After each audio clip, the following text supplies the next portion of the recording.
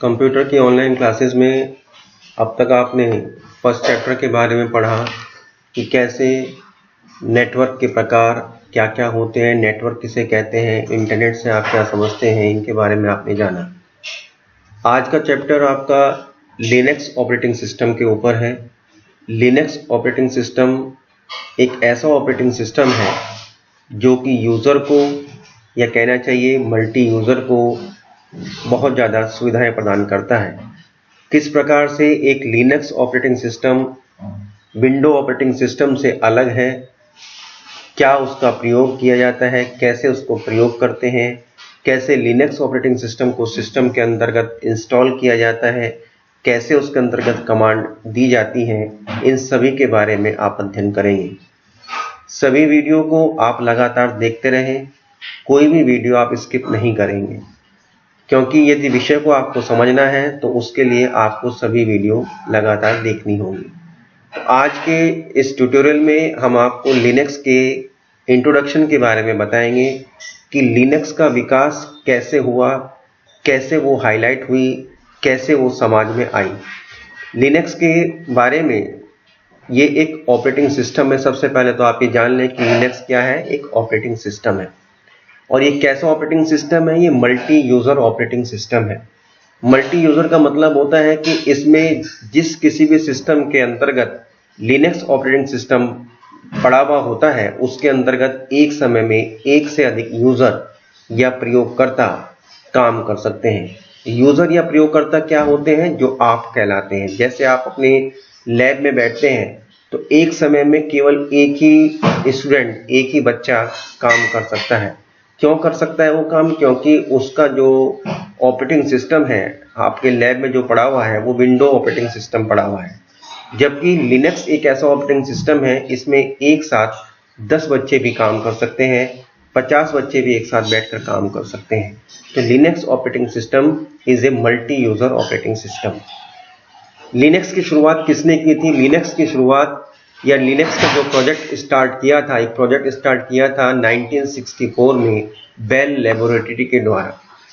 Bell laboratory ने एक ऐसा ऑपरेटिंग सिस्टम बनाना चाहा जो मल्टी यूज़र हो, यानी जिसमें एक साथ एक से अधिक प्रयोगकर्ता काम कर सकते हों। एक ऐसा काम करना चाहा उन्होंने, एक ऐसे प्रोजेक्ट पर काम करना चाहा। कहाँ काम किया उन्होंने? ये न्यू जर्सी के अंदर इन्होंने इस प्रोजेक्ट पर काम करना शुरू किया। अब इन्होंने काम करना तो इस पर शुरू कर दिया, लेकिन इसमें कुछ इनको दिक्कतें आई।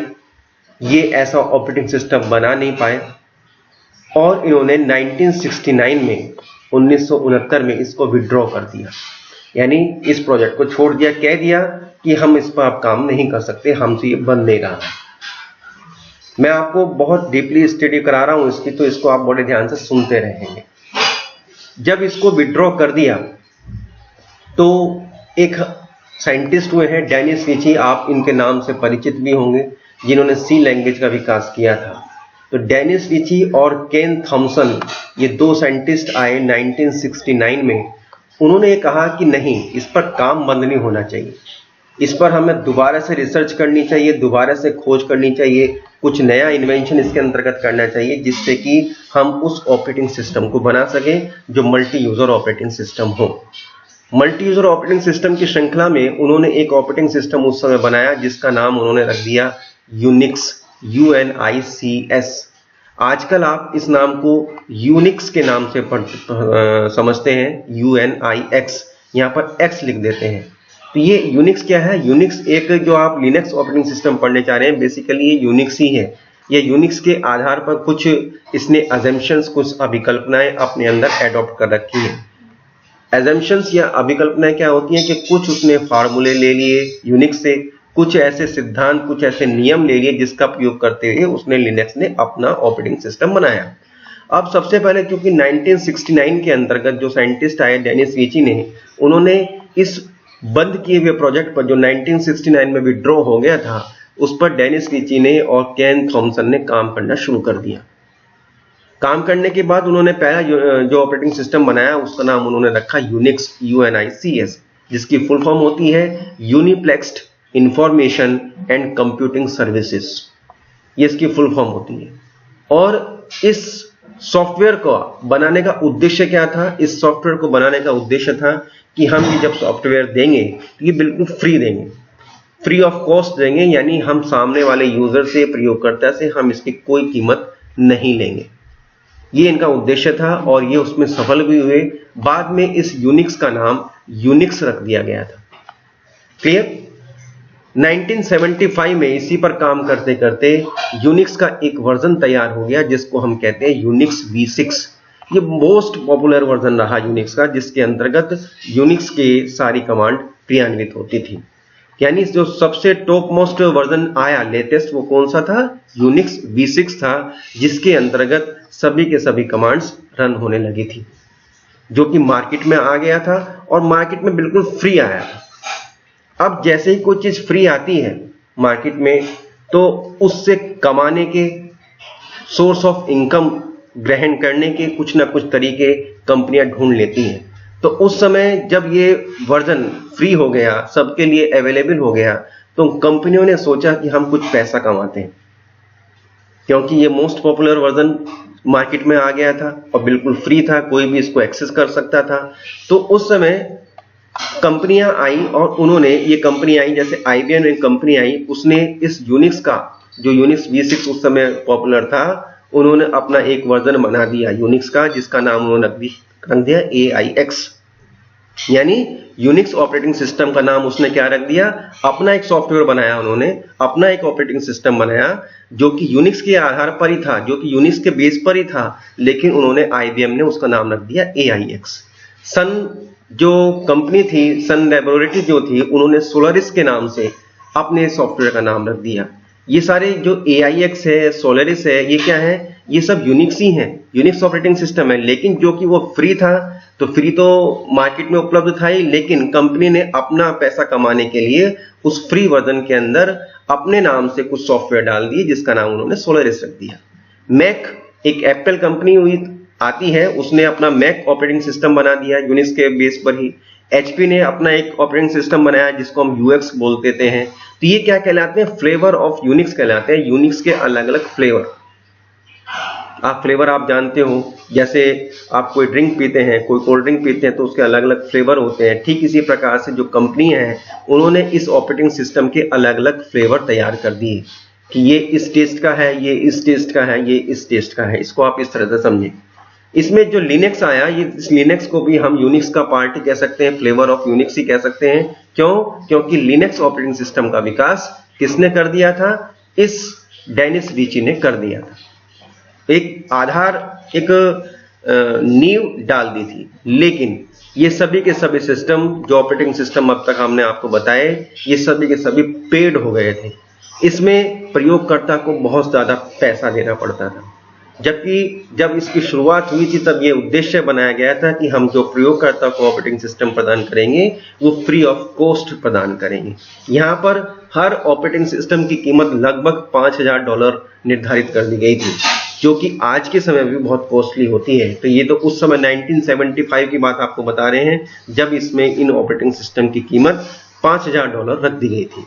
अब एक स्टूडेंट हुए जिनका नाम था लिनक्स टोरवाल्ड। उन्हीं के नाम पर ही इस यूनिक्स का नाम बाद में लिनक्स रखा गया था।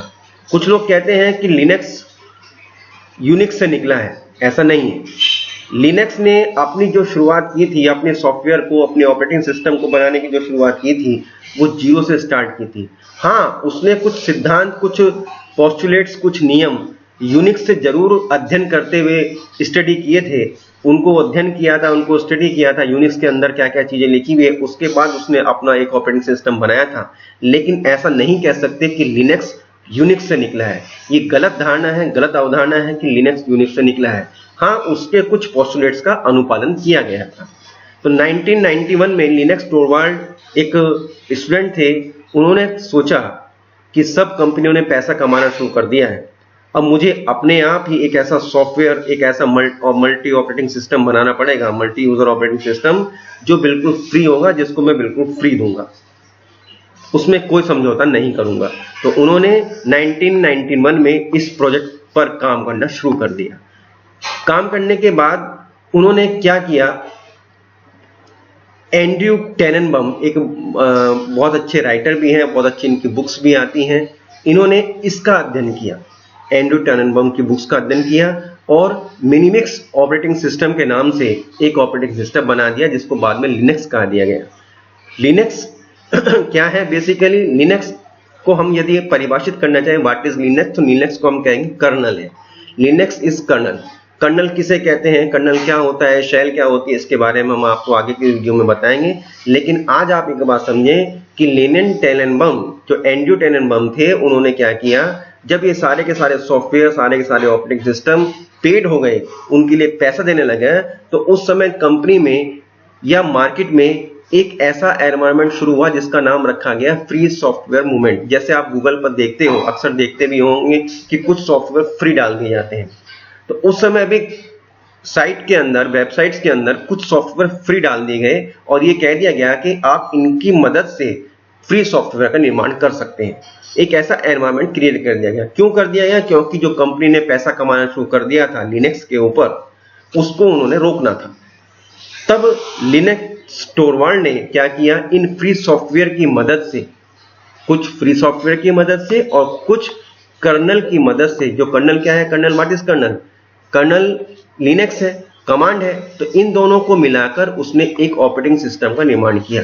यदि आपसे कहा जाए व्हाट इज ऑपरेटिंग सिस्टम, तो ऑपरेटिंग सिस्टम और कुछ नहीं होता, ऑपरेटिंग सिस्टम कर्नल और सॉफ्टवेयर से मिलकर बना हुआ एक यूनिट होती है।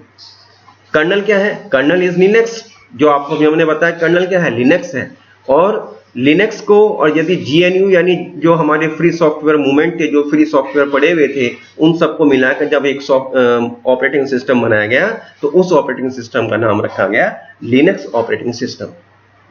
लिनक्स ऑपरेटिंग सिस्टम की आगे आप विशेषता भी पढ़ेंगे कि क्यों लिनक्स सिस्टम ऑपरेटिंग सिस्टम पर हमने जोर दिया, क्यों हमने विंडो ऑपरेटिंग सिस्टम पर जोर नहीं दिया। आपकी लैब के अंदर या पुरानी लैब हो या नई लैब हो, उन सब के अंदर विंडो ऑपरेटिंग सिस्टम पड़े हुए हैं, लिनक्स ऑपरेटिंग सिस्टम नहीं पड़ा हुआ है। विंडो ऑपरेटिंग सिस्टम सारे के सारे पेड होते हैं, उनके लिए हमें एक पेड करना पड़ता है। वो बात अलग है कि हम उसको पायरेटेड ऑपरेटिंग सिस्टम के रूप में यूज कर लेते हैं, क्रैश कर लेते हैं, क्रैक कर लेते हैं, वो बात अलग होती है। लेकिन ये ऐसा आप लैब के अंदर कर सकते हैं। किसी मल्टीनेशनल कंपनी के अंदर यदि आप ऐसा करते हैं तो आपको कैप्चर कर लिया जाएगा, पकड़ लिया जाएगा और आपके ऊपर पेनल्टी हो जाएगी। तो ये चीजें चूंकि ऑपरेटिंग सिस्टम के ऊपर माइक्रोसॉफ्ट की नजर रहती है, तो इन चीजों का हमें विशेष रूप से ध्यान रखना चाहिए कि यदि हम किसी मल्टीनेशनल कंपनी के अंदर काम कर रहे हैं तो हमको इस चीज का ध्यान रखना चाहिए कि जो भी कोई ऑपरेटिंग सिस्टम नहीं, या तो वो बिल्कुल फ्री हो मार्केट में, या यदि पेड आप ऑपरेटिंग सिस्टम ले रहे हैं तो आपको पेड ऑपरेटिंग सिस्टम ही, पायरेटेड नहीं। पायरेटेड उसको बोलते हैं कि हमने उसको क्रैक करके, क्रैश करके, थोड़ा सा अपने आप में मॉडिफिकेशन करके अपने सिस्टम पे डाल रखा है, ऐसा नहीं। तो ऐसा यदि हम करते हैं तो हम पकड़े जाते हैं। आगे की वीडियो आपको लिनक्स के बारे में बहुत गूढ़ जानकारियां दी जाएंगी, उन सभी को आपको पढ़ना है, समझना है, और जो उसके नोट्स हैं वो आपको प्रोवाइड कर दिए जाएंगे। धन्यवाद।